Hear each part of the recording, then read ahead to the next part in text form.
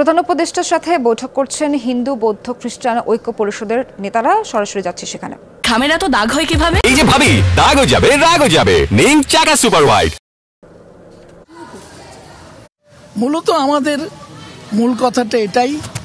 আর বাংলাদেশ হিন্দু বৌদ্ধ খ্রিস্টান ঐক্য পরিষদের তরফ থেকে একটি আবেদনপত্র মাননীয় প্রধান উপদেষ্টা বরাবরই প্রদান করা হয়েছে, যেগুলোর কপি অন্যান্য উপদেষ্টাদের কাছেও আমরা দিয়েছি।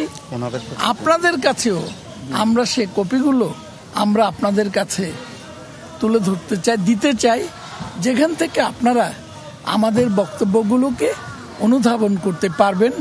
এবং আমরা চাই বস্তুনিষ্ঠভাবে এই বৈঠকের সংবাদটি প্রকাশ করা হোক, যাতে জনমনে আশা এবং আস্থা ফিরে আসতে পারে। মাননীয় প্রধান উপদেষ্টা একটা গুরুত্বপূর্ণ কথা বলেছেন।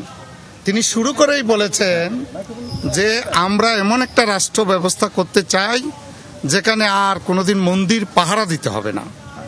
উনি এর কথাটা বলছেন, সেজন্য আমরা এটা আশান্বিত যে উনি যে কথাটা বলছেন এই কথাগুলো যেন বাস্তবায়িত হয়।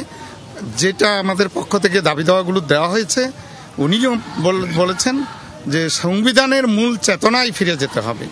সংবিধানের মূল চেতনায় আমরা আরেকটা বিষয় বলেছি যে বিচারহীনতা, এই পর্যন্ত যত ঘটনা হয়েছে কোনো সময় বিচার হয় না।